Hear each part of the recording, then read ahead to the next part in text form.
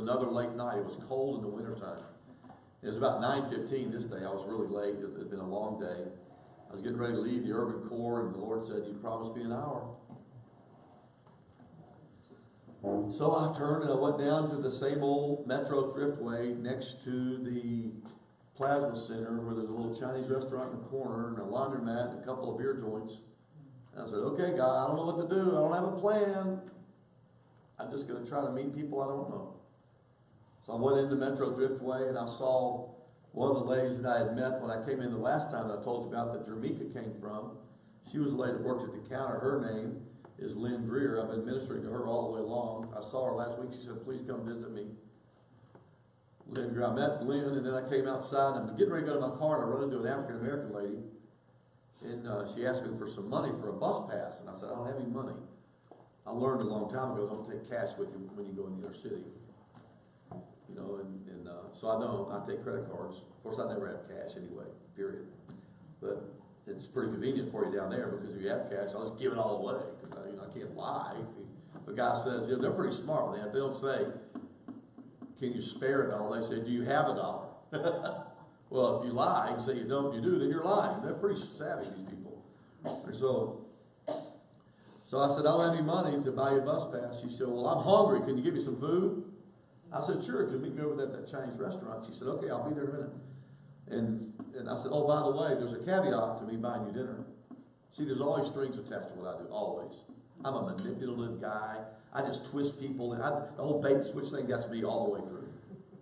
I just love to trick people into the kingdom. I'll do about anything to get into the kingdom.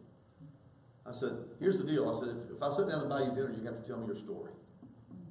She said, "Okay." Went over and sat down, and we got to talk to her. As I talked to her for a while, I got a little bit suspicious, because she'd say things like, "Most men, when they buy me my meal, they want something in return." I said, "Well, I'd like for you to get in the kingdom." She said, "That's not what I was talking about. I'm talking about physical stuff." And then she said some things that were very embarrassing to me. And I said, "You don't understand, honey." I said, "I've been married for 36 years to the most beautiful angel on the planet. She's the only girl I'll ever do anything with. Kiss, hug, anything. She's the only one. I'll never be alone in a car or a building ever with one woman as long as I live. She is my angel, and she's sitting here on my shoulder watching me. So you don't have to ever worry about that happening to me. You got the wrong guy." She said that didn't make a difference for the other preachers I've been around. She propositioned me 3 times during that meal. And I turned her down all 3 times. I got the impression she might be a prostitute. Now, she didn't look like a prostitute. If you saw her, you wouldn't think she was a prostitute. But I didn't know what she was. But then she asked me if I'd take her home 10:30 at night. Right. That's going to happen. So I can take you home. I said, "If you want to wait 30 minutes, I'll see if I can find a staff person to come with me, and we can take you home. But I don't get alone in a car with a woman. Can you buy me a bus pass?" "No." "Well, can I pray for you?" She asked her to pray. She said, "Sure." So I took a picture of her. Her name's Tracy Jones. I have a picture. I can show it to you, but we don't have time. So I said, "I'll be praying for you. What can I pray for you about?" She said, "Pray that I'll have all the needs, my needs in my life met. I'm broke and I don't have any money." I said, "I will pray for you." Like I told you before, finances are a pretty common thing there. And I said, "I'd love to come visit you sometime with, one of my staff and I've got a lady in my church who's an ex-drug addict that really could help you." She said, "Okay." She gave me her address. So the next week, me and Jenny went over to her house to visit her in Femi. Me, Jenny, and Femi, 2 staff members. And knocked on the door, and nobody answered the door. I kept knocking. And I found out later that she was inside the house, this lady smoking crack when I'm at the door. And she only finished smoking her crack before she came to the door, kind of cleaned the place up in case we were cops, So she finally said, "Who is it?" And it wasn't Tracy, it was somebody else. I said, "Mark Bane." She said, "What do you want?" I said, "I'm a pastor. I'm here to see Tracy." "She doesn't live here anymore." She said, "You're a pastor?" I said, "Yes." She said, "Okay." So she opens the door. And I look at this emaciated woman that's like probably 58 years old, weighs about 85 pounds, skinny, bony, just like a skeleton. It was obvious that she either wasn't eating or she was smoking all of her food. And so she invited me in, and I realized I was alone. I exited instantly from the house, and took her to buy her something to eat. It turned out she's a crack addict. I didn't know that until about 2 months later. She starts coming to church. Her name's Felicia. Now, here's how this happened. Remember, I was down doing my hour, and I met Tracy, who was a hooker. I didn't know that until I was on the way to the supermarket with Felicia, and she said, the reason Tracy's not living with me anymore is because she's nasty. So what do you mean she's nasty? She said, well, she's a prostitute. I said, oh, I started putting two and two together. I thought, okay, God protected me that night.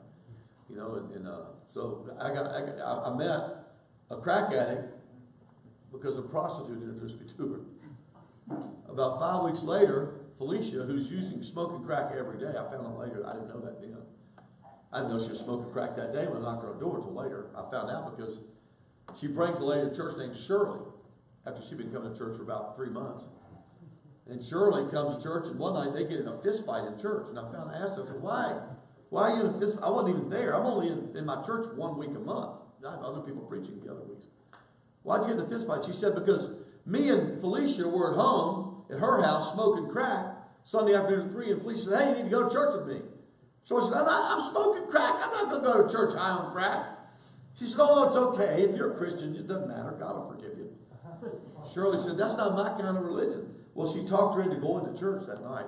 And they got to church, and Shirley was under so much conviction that night that she called Felicia the devil, at which point Felicia took a swing at her right there in church. They're rolling around, in the fight. And I wasn't there, So later on, I started getting to know Shirley. And the reason we call her Shirley $16, I asked her if I could call her that. She said I could. Was because Shirley came to church the third night she was there. She asked me for some money. She said, I need $16. We need $16 for her. She said, because I hocked all my jewelry, my mother and my grandmother's jewelry, their family heirlooms, I hocked it at the pawn shop, and they're going to sell them tomorrow because they've had them for over a month if I don't have $16. So I gave her $16. I called her Shirley $16 because her name was too hard. Her name is Shirley Joe Williams Finch. So I just called her Shirley $16. I call her Shirley Williams now, but that was it. Shirley got amazingly, gloriously sanctified. She's been clean for almost 3 months. She's serving Jesus. The point I'm trying to make is the contact with Tracy that night may not have made a difference for Tracy.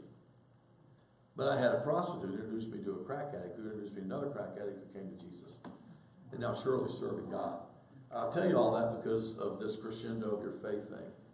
I got a call from Shirley. She usually calls me or texts me almost every day. She says, Pastor, thank you so much for planting a church in the urban core. Because my life has changed because of this. And God has used you and your church to change my life forever. Thank you. I never thought it would be possible for me to stop using crack. And I've been clean now for 3 months. Every day. She called me again yesterday. It's an amazing story. That's the apex of your faith. And most of us never experience it.